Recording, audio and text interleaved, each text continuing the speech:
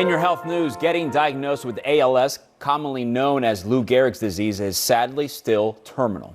But a woman in Tampa Bay is finding a way to defy the odds. Spectrum News anchor Jeff Butera has her story. Deanna Tadone is sitting next to the man she says saved her life, a man who also happens to be her dad. Which one do we want to win? Deanna does not mince words. Without him, I want me dead. I won't mince words either. About 15 years ago, doctors told Deanna to go home and prepare to die. She had ALS, a neurodegenerative disease that weakens your muscles and to most in the medical community will ultimately take your life. I told her I wasn't going to accept it.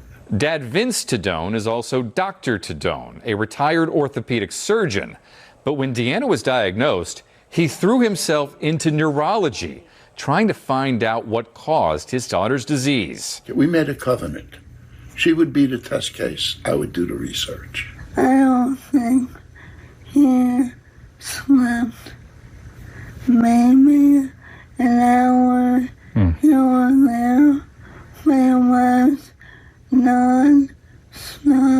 And he dreamt big. And we could eliminate all these diseases, where now all we do is we treat the symptoms and watch the patient progress to death. Instead, Vince tried to focus on what triggers ALS and what might stunt its progress.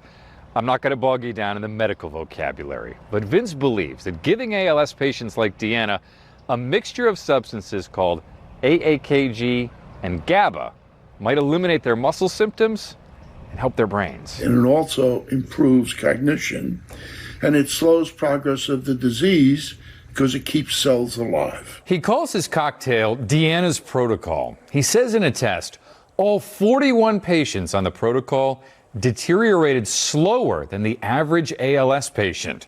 And Deanna, look at her. Good. Keep those elbows out. Doing physical therapy 5 times a week, a trainer coming to her house twice a week. She's more than merely alive. Because of her dad, she'll tell you she's living.